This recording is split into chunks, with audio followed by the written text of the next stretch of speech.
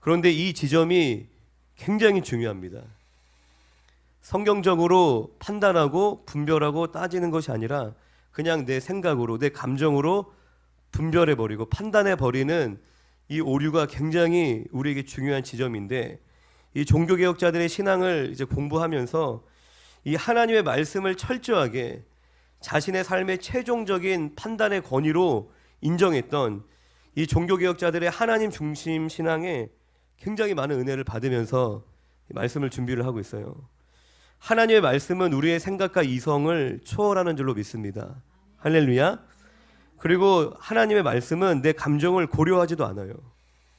물론 우리를 오래 참고 기다리시고 각 사람에게 맞게 인도하시는 하나님이시지만 우리에게 맞춰서 자신을 바꾸시는 하나님이 아니십니다. 할렐루야. 그분은 변함없는 진리이시고 절대자이십니다.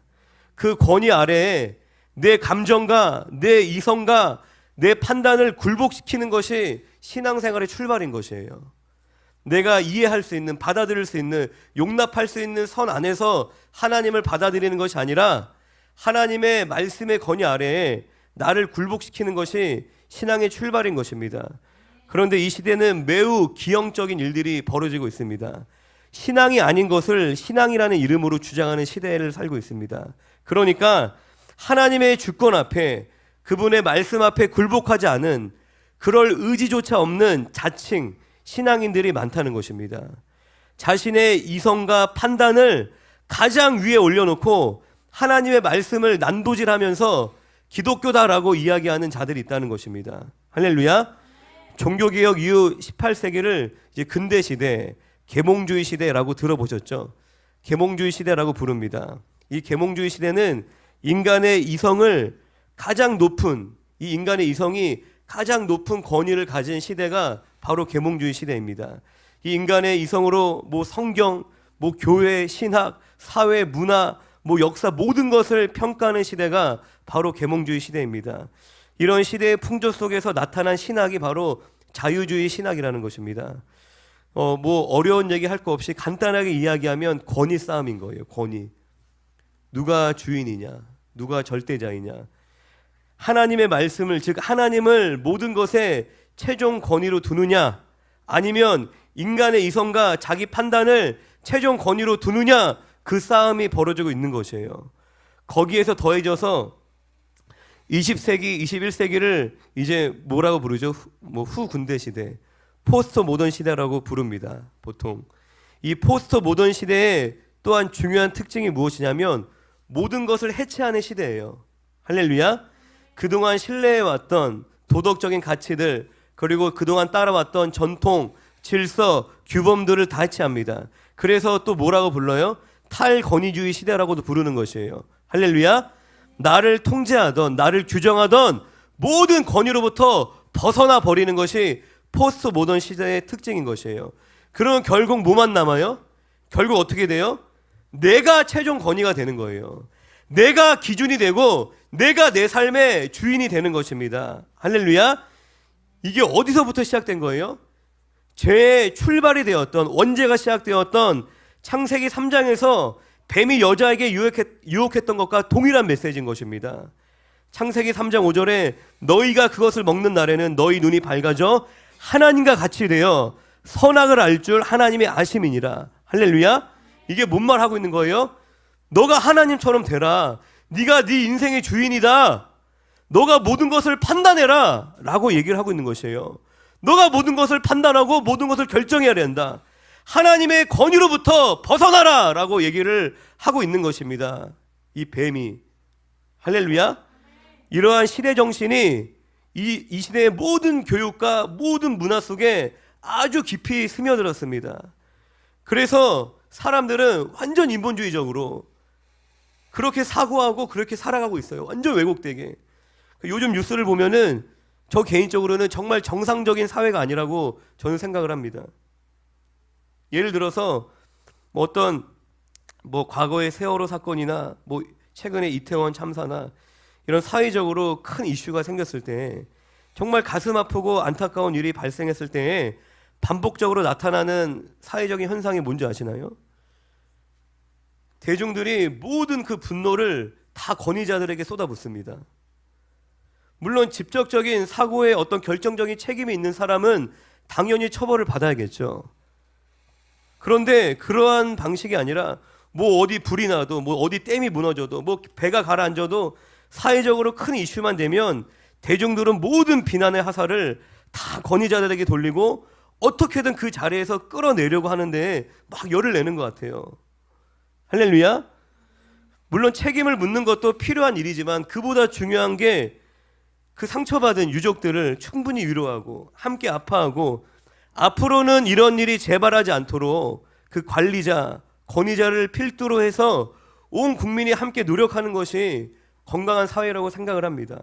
그런데 마치 마녀 사냥을 하듯이 이 개개인들이 대중이라는 이름 뒤에 숨어서 도를 넘는 그 인격 모독과 심지어 왜곡된 사실까지 유포하면서 비난을 쏟아붓는 것을 봅니다. 그분들이 지금까지 나라를 위해서 수고하고 애써주신 것에 대한 감사는 어디에도 없어요. 나라를 위해 일하시는 분들에 대한 감사에 대한 표현은 어디에도 찾아보기가 힘듭니다. 권위자에 대한 이러한 존중은 하나도 없이 자기가 재판관이라도 된 것처럼 뭐 제가 좀 심하게 표현을 하면 약간 제정신이 아닌 것 같아요. 거의 미쳐 날뛰는 것 같습니다. 이렇게 물어보고 싶어요. 넌 그동안 뭐하고 살았는데? 넌 이 나라 위해서 뭐 했는데? 한 게 뭐가 있는데? 이 사회를 위해서, 공공의 이익을 위해서, 이웃을 위해서 넌 도대체 뭘 했길래? 못할 수 있죠. 안 할 수도 있고. 그런데 뭘 했길래 그렇게 비난하고 조롱하고 본인이 뭔가 자격이 있는 것처럼 재판관인 것처럼 떠드냐는 거예요. 앞으로 뭘 할 건데 그러면은. 주제도 모르고 다른 사람을 평가나 하고 비판하는 정말 그 입을 막 쳐버리고 싶어요. 그냥 닥쳐라. 네 입을 닫아라 그냥. 국가 공동체 일원으로서 모두에게 책임이 있는 것입니다. 책임을 논하자면 권위는 무너뜨리면서 자신은 아무런 책임은 지려고 하지 않고 모든 책임은 또 권위자가 져야 된다는 이상한 태도를 가지고 있어요. 이러한 모습이 가정 안에 없을까요? 이 시대의 가정 안에? 가정의 풍조 안에 없을까요? 이 시대의 교회 안에는 없을까요? 자기의 생각과 다르면 부모의 말도 순종하지 않습니다. 영적인 권위자의 지도도 받으려고 하지 않아요. 오로지 자기의 판단, 자기의 생각, 자기가 보고 들은 것이 최우선인 것이에요. 그러면서 부모를 원망하고 권위자를 비판하기 힘씁니다. 여러분들 막 내가 이러이러해서 상처받았다. 상처 타령하는 사람들의 특징이 뭔지 아시나요? 교만합니다. 순종하지 않아요. 그러니까 자기를 부인하지 못해요. 그 말이 무슨 말이에요? 자기 중심적이라는 것입니다. 자기 중심적이고 자기 위주로만 자기 입장에서만 생각하니까 상처받는 거예요. 상대방이 이해되지 않고 사실 이해하려고 하지도 않아요. 그냥 내가 기분 나쁜 것만 중요하고 자기가 상처받았다라는 표현만 하고 있는 거예요. 그런 사람들에게 아무리 막 따뜻하게 이야기해 준다고 그 사람 중심으로 배려해 준다고 그런 사람들이 상처 안 받을까요? 절대 그렇지 않습니다. 그 교만함이 깨지기 전까지는 그 자기 중심성이 깨지지 않으면 항상 상처 타령하는 인생에서 벗어나지 못하는 거예요. 세상은 사람이 제일이다. 내 삶의 주인은 나다라고 말하는데 정작 사람들의 모습은 더 소외받고 불행해지고 망가지고 있는 것 같습니다. 왜 그래요? 그 당연한 거예요. 왜냐하면 이 인간이라는 존재를 모르기 때문입니다. 이 인간이라는 존재는 하나님의 권위에 굴복했을 때만 인간다워지는 거예요. 사람 구실할 수 있는 것입니다. 인간다운 행복을 누릴 수 있는 것입니다. 하나님의 권위에 굴복했을 때만 비로소 자유함을 누리고 진정한 만족을 얻을 수 있는 것이 이 인간이라는 존재인 것입니다. 그리고 눈에 보이는 권위자에게 순종하지 못하는 사람은 하나님의 권위 안으로 절대로 들어갈 수 없습니다. 여러분들 그걸 명심하셔야 돼요. 하나를 보면 열을 아는 것이에요. 권위자를 대하는 태도를 보면 그 사람의 신앙 수준이 다 보이는 것입니다. 자기 부모를 대하는 태도, 직장 상사를 대하는 태도, 그 사람의 신앙 수준이 다 보이는 것이에요. 말로는 하나님이 주인인데 실제로는 건의자가 아무리 권면해도 자기의 생각과 맞지 않으면 받아들이지 않는 시대를 살고 있습니다. 제가 20살쯤에 교회를 다닌 지 얼마 안 됐을 때 어른들이 금요철야 연습을 하고 있는 거를 이제 우연히 봤어요. 예배실에서. 그런데 어느 부목사님하고 어느 여자 집사님이 막 싸우고 있더라고요. 그래서 이제 그 얘기를 우연찮게 들었는데 그 집사님이 뭐라고 얘기하신 게 제 분명히 기억나는 게 그 집사님이 그 부목사님한테 근데 그 부목사님은 되게 교회에서 존경받는 그런 훌륭한 분이셨어요. 물론 뭐 그렇다고 완벽한 사람은 아니었겠지만 어쨌든지 간에 그 여자 집사님이 뭐라고 얘기하냐면 저는 사람에게 순종하지 않습니다. 저는 하나님께 순종합니다. 그렇게 이야기를 하는 거예요. 그렇게 하면서 그냥 그 당시 제가 봤을 때 그 목사님을 그냥 무시해버리더라고요. 근데 당시에 저는 어린 마음에 와 멋있다. 와 멋있다. 나도 저렇게 한번 들이대 봐야지. 막 그때는 이제 철없이 그런 생각을 했는데 시간이 흐르면서 그 집사님의 언행이 얼마나 부적절한 것인지에 대해서 알게 되었습니다. 당연히 사람을 따르면 안 돼요. 할렐루야. 사람이 우상이 되면 안 됩니다. 사람에게 사람이 우상이 되고 사람을 기대하고 내가 사람을 의지하면 둘 다 불행해지는 거예요. 의지하는 사람도 불행해지고 의지를 받는 대상도 불행해집니다. 아내에게 남편이 우상이 되고 성도에게 목사가 우상이 되면 결국 그 아내는 남편에게 상처받아요. 그리고 그 성도도 목사님에게 상처받습니다. 왜 그러죠? 그 남편이 하나님이에요? 하나님의 역할을 해줄 수 있어요? 그 남편은 하나님이 아닌데 사랑이 필요한 연약한 죄인인데 하나님처럼 여기고 하나님의 역할을 해달라고 하니까 그 남편이 얼마나 부담스러워요. 얼마나 무겁겠어요. 그리고 그 아내는 그러한 역할을 해주지 못하는 남편을 계속 원망하고 계속 달달볶고 쪼우고 서로가 불행해지는 것입니다. 할렐루야. 하나님으로부터 받아야 될 것을 사람에게 기대하고 스스로 상처받는 것만큼 어리석은 일이 없다는 것입니다. 권위를 존중하고 권위에 순종하라는 말은 사람을 따르라는 말이 아닙니다. 권위를 존중하라는 하나님의 말씀에 순종하라는 거예요. 남편에게 순종하라는 하나님의 말씀을 따르라는 것입니다. 할렐루야. 이게 말장난이 아니라 매우 실제적인 것입니다. 사람을 하나님처럼 여기고 의지하며 따르는 것과 사람은 신뢰할 수 없는 연약한 죄인임을 알지만 그럼에도 불구하고 하나님의 말씀을 의지하여서 내게 허락하신 이 권위자를 존중하고 따르는 것은 하늘과 땅 차이의 신앙인 거예요. 할렐루야. 이 죄인, 이 연약한 나보다 한참 못한 것 같은 이 인간을 내가 신뢰하고 따른다라는 것은 하나님의 이 절대적인 주권을 인정하고 그 하나님의 뜻 앞에 자기를 부인하지 않으면 할 수 없는 굉장히 성숙한 신앙인 것입니다. 그렇잖아요. 예를 들어서 내가 내 남편 진짜 내가 눈이 삐었지. 왜 저런 인간하고 내가 결혼해서 이 고생을 하나. 정말 어떻게 내가 저런 사람을 믿고 살아가나. 그런 생각을 평소에 하고 있어. 그 인간이 어떤 인간이 내가 다 아는데.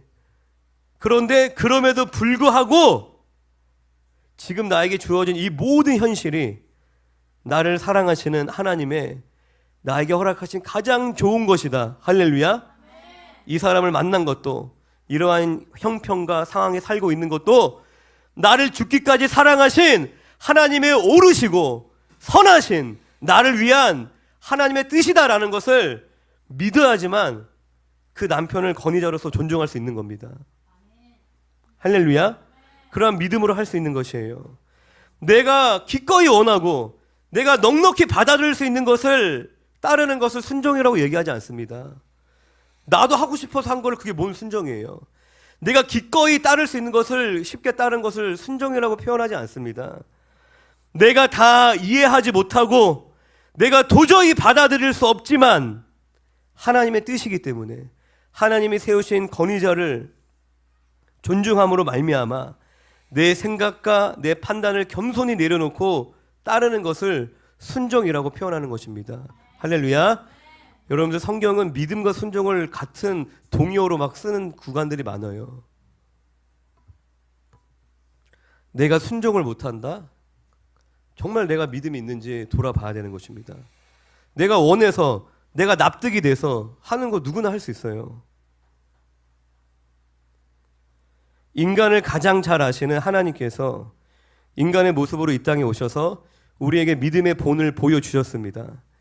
빌립보서 2장 5절부터 8절을 제가 읽어드리면, 너희 안에 이 마음을 품어라 곧 그리스도 예수의 마음이니 그는 근본 하나님의 본체시나 하나님과 동등됨을 취할 것으로 여기지 아니하시고 오히려 자기를 비워 종의 형체를 갖추사 사람들과 같이 되셨고 사람의 모양으로 나타나사 자기를 낮추시고 죽기까지 복종하셨으니 곧 십자가에서 죽으심이라. 할렐루야. 이 성육신으로부터 시작하여서 이 십자가의 순환까지 이 근본 하나님의 본체신, 그냥 그 하나님 자체이신 그리스도께서 이 성부 하나님의 뜻에 따라 자기를 낮추시고 자기를 비우셨습니다. 철저히 예수님께서 자기를 부인하신 것입니다. 그리고 그로 인해서 어떠한 결과를 얻으셨어요? 빌립보서 2장 9절에 보면, 이러므로 하나님이 그를 지극히 높여 모든 이름 위에 뛰어난 이름을 주사 하늘에 있는 자들과 땅에 있는 자들과 땅 아래에 있는 자들로 모든 무릎을 예수의 이름에 꿇게 하시고 모든 입으로 예수 그리스도를 주라 시인하여 하나님 아버지께 영광을 돌리게 하셨느니라. 할렐루야. 예수님께서 죽기까지 철저하게 그 하나님이신, 하나님 자체이신 그분이 성부 하나님의 뜻을 따라 철저하게 자기를 비우고 낮추시고 자기를 부인하심으로 말미암아 어떠한 영광을 받으셨어요? 하늘에 있는 자들과 땅에 있는 자들과 땅 아래에 있는 모든 자들의 주가 되셨습니다. 할렐루야. 이렇게 하나님께 철저하게 순종함으로 말미암아 하나님 아버지께 영광을 돌리신 것입니다. 이제 그 예수님께서 우리를 이 영광스러운 자리에 초대하십니다. 아무든지 나를 따라오려 거르든 자기를 부인하고 날마다 제 십자가를 지고 나를 따를 것이니라. 할렐루야. 아무든지 나를 따라오려거든 자기를 부인하고 날마다 제 십자가를 지고 나를 따를 것이니라. 여기서 중요한 포인트는 따른다라는 것보다 자기를 부인하는 것입니다. 자기를 부인해야 따를 수 있는 것입니다. 따르기를 원해도 따를 수 없어요. 우리는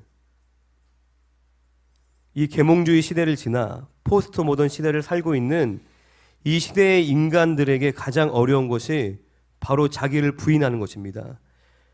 자아를 추구하고 내 뜻과 내 감정과 내 생각과 내 판단과 철저하게 내가 내 인생의 주권자 주인이 되어서 살아가고 있는 이 시대의 사람들에게 가장 어려운 것이 뭐냐면 자기를 부인하는 것입니다. 순종하는 것이에요. 순종이라는 말 자체가 금기어잖아요. 나를 이해시켜달라, 나를 설득시켜달라, 나를 기다려달라, 뭐 마음이 준비되지 않았다, 뭐 이러한 말들은 결국 뭘 얘기하고 있는 거예요? 저는 나를 부인할 수 없어요. 나는 순종할 수 없습니다. 내가 편안하게 할 수 있을 때, 내가 원할 때 하고 싶어요. 그게 순종이에요? 내가 넉넉히 할 수 있을 때, 원할 때, 내가 감당할 수 있을 때, 난 그럴 때만 할 거예요. 그게 종의 자세입니까? 우리에게 선포되어지는 하나님의 말씀 앞에 내 이성과 판단을 굴복시키시길 바랍니다. 하나님께서 세우신 그 권위자 앞에 여러분들의 이성과 판단을 굴복시키시기 바랍니다. 그러면 새로운 세상이 열리게 될 줄로 믿습니다. 여러분들, 예수님이 진정으로 내 주인이 되시면 우울감 같은 것이 나를 사로잡을 수 있을까요? 절대로 사로잡을 수 없습니다. 예수님이 진정으로 내 인생의 주인이 되시면 귀신 같은 것이 나를 사로잡을 수 있어요? 나를 좀 속이고 귀찮게 할 수는 있겠죠. 그런데 완전히 사로잡혀서 귀신 들릴 수 없다라는 거예요. 성경적이지 않습니다. 성도가 귀신 들려갖고 축사당하고, 아니요, 성도 아니었던 거예요. 예수님이 진정한 내 주인이 되신다면 불안함이, 염려가, 근심이, 낙심이 나를 사로잡을 수 있을까요? 그러한 생각과 감정이 스쳐 지나갈 수는 있어요. 할렐루야. 하지만 그것에 내가 사로잡히고 장악될 수 없어요. 왜요? 예수님이 나의 삶의 주인인데. 주인의 자리가 비어 있으니까 다른 것이 찾아와서 주인 행세하는 거예요. 우울감이 찾아와서 주인 행세하는 것이고, 시기 질투가 찾아와서 주인 행세하는 것이고, 불평, 불만, 정죄와 판단이 찾아와서 주인 행세하는 것입니다. 이게 복음이에요, 여러분들. 예수 믿는 것이 이러한 복을 받는 것입니다. 할렐루야. 결코 우울감이 날 사로잡을 수 없어요. 결코 내가 죄의 노예가 될 수 없다는 것입니다. 나는 예수 잘 믿는데 다른 이유로 문제가 생기는 게 절대로 아니라는 것입니다. 상처받아서 그런 것일까요? 상처 안 받는 사람이 세상에 어디가 있어요? 상처 없는 사람이 세상에 어디가 있어요? 막 상처 막 다 꺼내놓고 막 배틀할까요? 상처 없는 사람이 어디가 있어요? 물론 하나님은 여호와 라파 치유의 하나님이십니다. 그런데 뭐 상처 뭐 그런 거 그냥 터부시하라는 것이 아니라 상처에 꽂혀서 상처로 접근하면 인생의 해법이 어떻게 되는 줄 아세요? 나는 배려받아야 돼. 왜? 나 상처 있으니까. 나 배려받아야 돼. 나를 공감해줘. 왜? 나 상처 있으니까. 나를 억압하지 마. 나 상처받으니까. 상처에 사로잡힌 사람들은 그런 식으로 인생의 해법을 풀어가는 거예요. 그런데 이 방향이 자기 부인 순종과 같은 길이에요? 전혀 반대 길이에요. 전혀 반대 길. 나는 배려받아야 돼. 나 상처받았으니까. 나는 억압받으면 안 돼. 내가 원하는 대로 해야 돼. 다 나를 표현해야 돼. 거기에 자기 부인과 순종이 있어요? 물론 자기 부인이라는 것이 여러분들 나를 억압하는 게 아니에요. 나를 학대하는 것이 절대 아닙니다. 할렐루야. 예수님이 막 그냥 억지로 십자가에 끌려가셨어요? 막 예수님이 거기서 막 고통받는다고 그분이 불행하신 분이에요? 굉장히 역설적인 거예요. 우리가 생각하는 행복과 하나님 말씀하시는 행복이 많이 차이가 있을 수 있습니다. 예수님은 행복하신 분이십니다. 할렐루야. 이 세상 모든 것을 가지신 분이세요. 우리가 주와 함께 십자가 지는 것이 나를 억압하는 게 아니에요. 우리가 희생당하고 불행해지고 내 인생이 답답해지는 게 절대로 아닙니다. 내가 진짜로 나다워지는 것이고 내가 진짜로 내 인생을 되찾아오는 거예요. 죄에게 마귀에게 빼앗겼던 모든 것들을 다시 되찾아오는 것입니다. 정말 내가 원하고 바라는 것 다 할 수 있는 것이에요. 무엇이? 하나님의 주권 앞에 나를 굴복시키는 것이. 자기 부인은 항유 옥합을 깨트린 여인같이 나를 하나님 앞에 깨트리는 것입니다.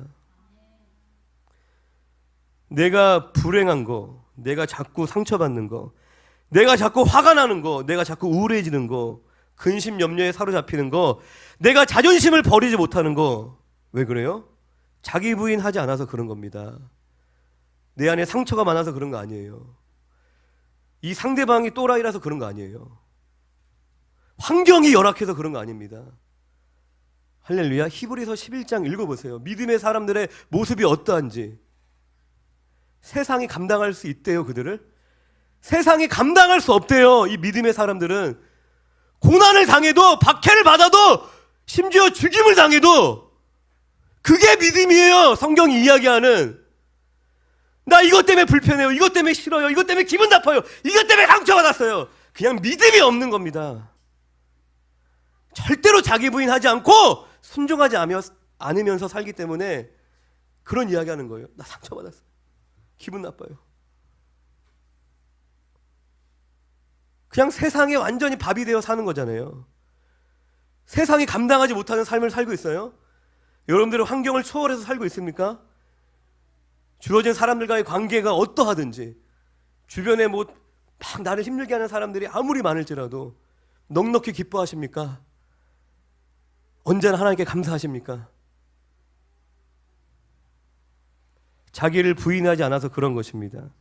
내가 과거에 어떠한 삶을 살아왔던, 과거에 나에게 어떠한 상처와 문제가 있었던, 그건 중요하지 않아요.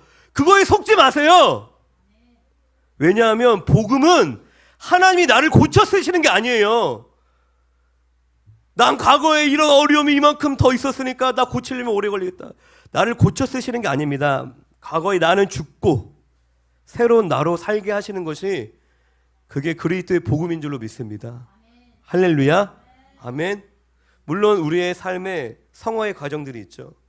하지만 우리가 누리는 이 기쁨과 감사와 평강은 우리가 그리스도와의 연합 안에서 우리가 온전하게 풍성하게 넉넉히 나에게 주어진 환경과 어려움을 다 덮을 만큼 우리가 누리며 이 땅을 살아가게 되는 것이 참된 믿음의 성도의 삶인 줄로 믿습니다.